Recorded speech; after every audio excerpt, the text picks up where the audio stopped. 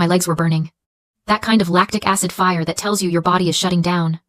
But your brain is screaming at you to move. The air was thin, smelling of pine needles and damp earth. My father, Paul, was about 50 feet ahead of me, moving with an ease that felt almost insulting. He pointed up a ridge, a rocky spine that looked more like a death trap than a hiking trail. Scout ahead. Sophia. He called back, not even turning his head. Find that viewpoint I told you about. I'll wait here. I adjusted the straps of the pack he'd made me carry. It was heavy, digging into my shoulders. But I didn't complain. I climbed. I scrambled over rocks, pulling myself up by tree roots, my breath coming in ragged gasps. It took me maybe 10 minutes to reach the crest. I turned around, expecting to see him waving, expecting to see the white of his smile. The trail below was empty, just dirt and shadows. Dad, I called out. My voice sounded small, swallowed instantly by the vastness of the national forest. Dad? Silence. I scrambled back down, sliding on loose gravel, my heart hammering against my ribs. The spot where he'd been standing was empty. I ran to the trailhead. Another quarter-mile down. The space where his SUV had been parked was just a patch of disturbed dust settling in the afternoon light. He was gone. And he'd taken the map, the car keys, and the water. Before I tell you what I found when I finally made it back to the road, and the nightmare that was waiting for my father when he got home, drop a comment below. Let me know where you're watching from, and what time it is for you right now. I want to see how far this story travels. I'm Sophia. 15. I stood there for a long time. I don't know how long. Long enough for the dust from his tires to settle back onto the dirt road, coating my boots in a fine, gray film.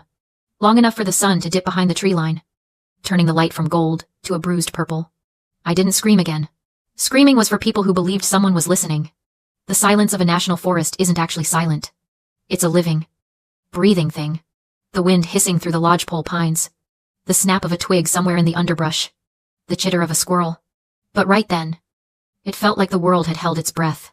It's strange what goes through your mind when you realize the person who gave you life has decided to risk ending it. You don't think about the big things. You think about the small, stupid details. I thought about how he'd told me to pack light because he'd carry the heavy stuff. I thought about how he'd smiled when he handed me the water bottle at the car. A smile that didn't reach his eyes. I sat down on a large rock near the trailhead sign. The wood was weathered, carved with the initials of people who had come here and left safely. People whose fathers hadn't driven away. This wasn't just abandonment. It was a calculation. The forest around me was vast, indifferent, and ancient. There's a specific kind of terror that comes from being alone in the wilderness. It's the fear of the predator. The cold. The dark. But as the shadows stretched out like fingers across the dirt, I realized something that made my blood run colder than the mountain air. The wilderness wasn't cruel. It was just there. A mountain lion doesn't hate you. It's just hungry. A storm doesn't want to hurt you. It's just weather. Nature is honest in its indifference. My father was not honest. He had planned this. He had mapped out the route, calculated the drive time, and chosen this specific, dead zone spot where the cell towers couldn't reach. He had looked at the weather forecast to ensure it would be cold enough to scare me, but maybe hopefully not cold enough to kill me. Or maybe he didn't care either way. That specific, curated malice was infinitely more terrifying than the bears or the wolves. The animals just wanted to survive. My father wanted to erase me. I pulled my backpack off my shoulders. It felt lighter than it should have. I unzipped the main compartment. A half-empty water bottle, a rain jacket, a flashlight with batteries that rattled, sounding loose. No food.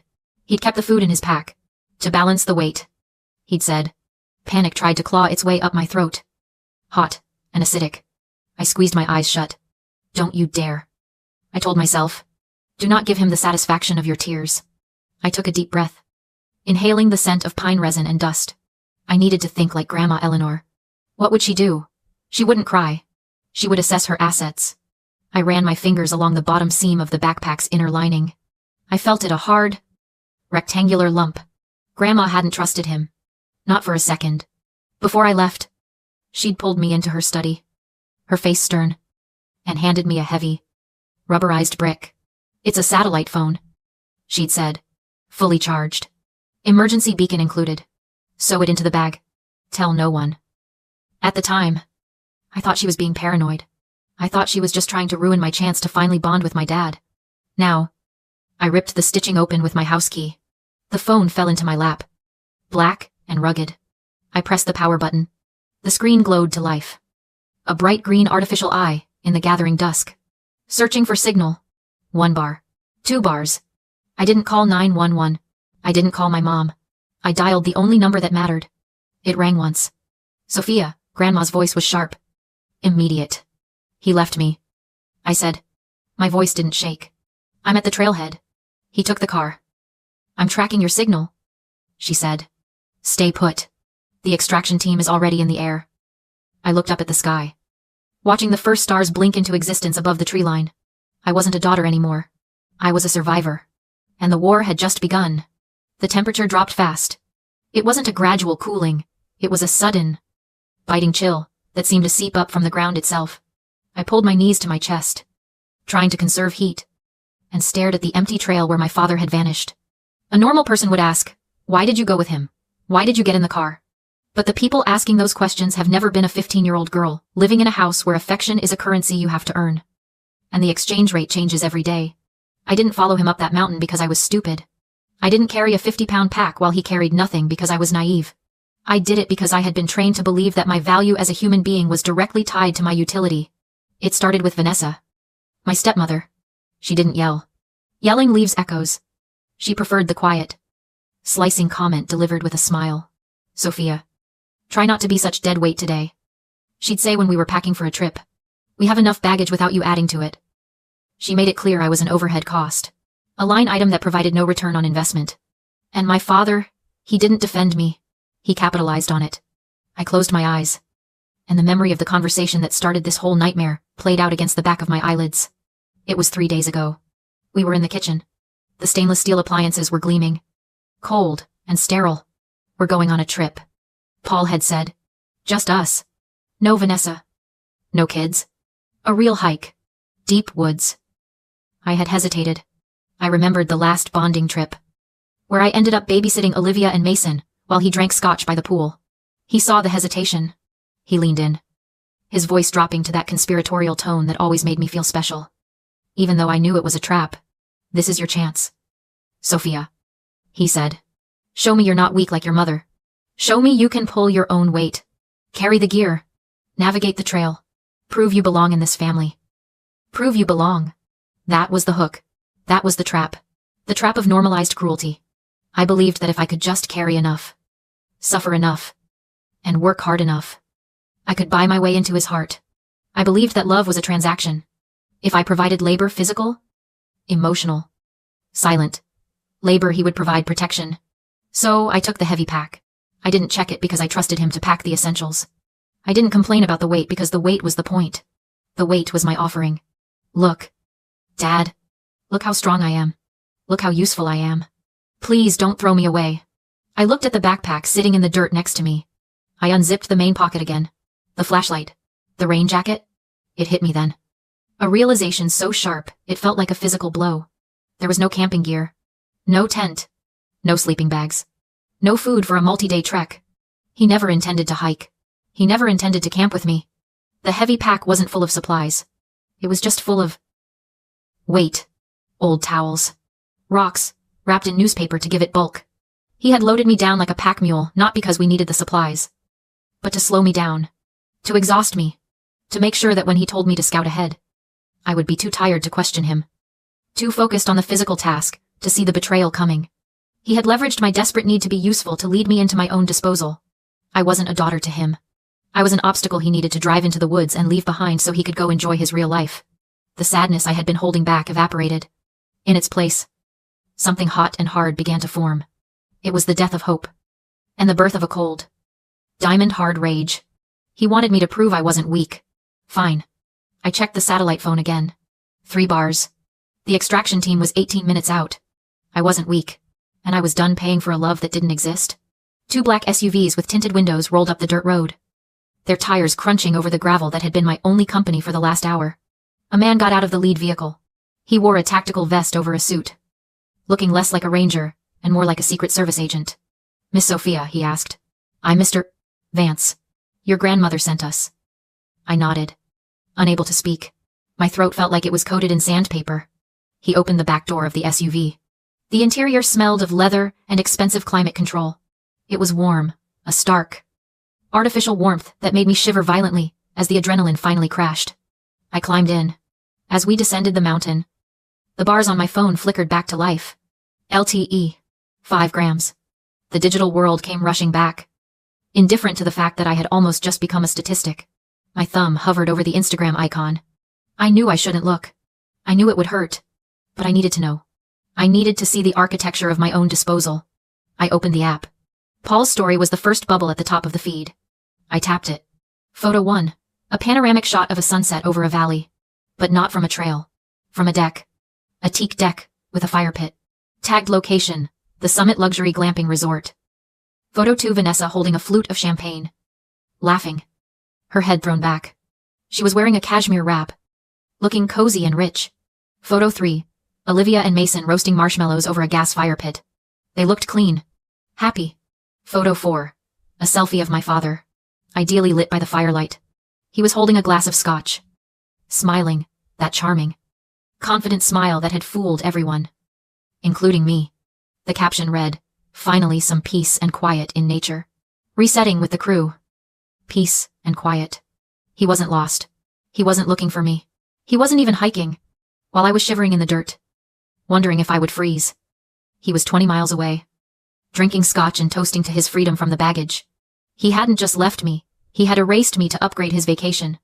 I felt a coldness settle in my chest that had nothing to do with the mountain air.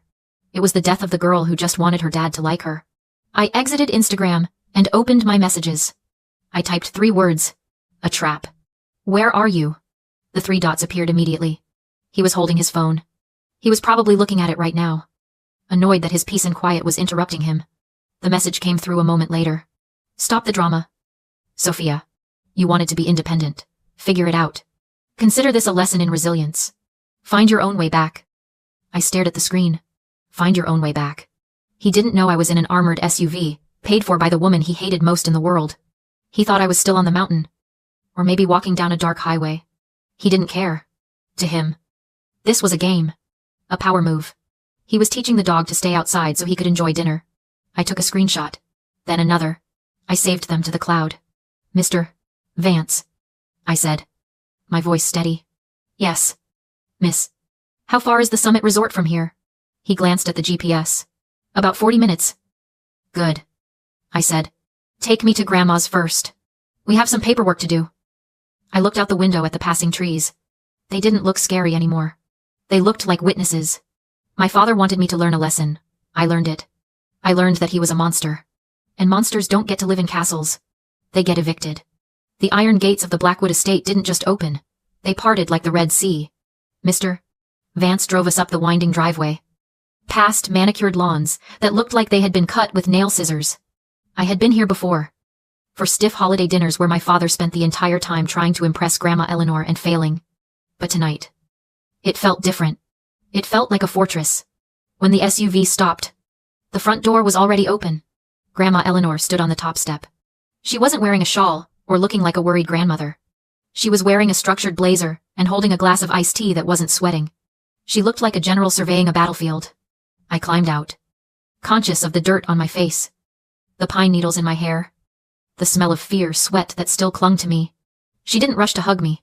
She walked down the steps, her cane tapping a steady rhythm on the stone. She stopped in front of me, reached out a hand, and lifted my chin. Her eyes were sharp, scanning me for injuries. Did he hit you? She asked. No, I croaked. He just left me. Good. Physical wounds heal too fast. This gives us leverage, Eleanor said before leading me into the library, where her team was waiting. She gestured for me to sit. Sophia. Do you know who owns the mountain cabin your father lives in? Yes, he does. He bought it 3 years ago. Eleanor gave a sharp laugh. He hasn't bought anything since 2008. The cabin belongs to the Blackwood Family Trust, a subtrust created for your protection. I stared. Mine. He was allowed to stay there only as a caretaker, she said. Housing and a stipend, in exchange for keeping you safe. An agreement he broke the moment he abandoned you in the woods. Ms. Sterling read the clause confirming his residency could be revoked immediately for any act of endangerment. Eleanor picked up her phone. He thinks he's glamping until Sunday. We have 48 hours to remove him. To evict him, I asked. To erase him. She ordered the locks changed. His belongings placed on the lawn. And his stepfamily's things left at the driveway as trespassers. When we arrived at the cabin, my cabinet team was already emptying it with icy precision. Inside. Ms. Sterling worked at a laptop until she finally called us over. On the screen was a custodial account created for my education. It should have held over $500,000. Instead, 3 days earlier, $450,000 had been wired to an offshore company controlled by Vanessa. My forged signature authorized it. The truth hit like a blow. Paul hadn't taken me into the forest out of anger. He had taken me there to eliminate the only person who could expose the theft. Eleanor's expression hardened. This isn't just eviction anymore. Get the district attorney. We have wire fraud, identity theft, and grand larceny. That night, the cabin sat empty while his belongings lay under tarps on the lawn. When his luxury RV arrived, the gate code failed. He climbed the wall, shouting for me until he saw the stripped house. The trust evicted you, I said. Police stepped forward. His attempt to lie collapsed when they played his voicemail telling me to find my own way back. He was arrested on the spot. Vanessa never stepped out of the RV. She simply reversed down the drive and left him behind. In the months that followed, federal charges moved quickly. Paul was sentenced to 15 years. Vanessa filed for divorce, while investigators combed through the offshore records. I moved in with Eleanor. For the first time, I lived somewhere safe. 6 months later, I returned to the mountains, this time with proper gear. Standing at the summit, I finally understood the narrow line between survival and disappearance. If Eleanor hadn't insisted on the satellite phone, I might never have come home. My father stole my money, my safety, and nearly my life. But he underestimated the one thing he couldn't erase, that I was never the dependent in his story. I was the beneficiary and the survivor. I breathed in the cold mountain air and felt the truth settle.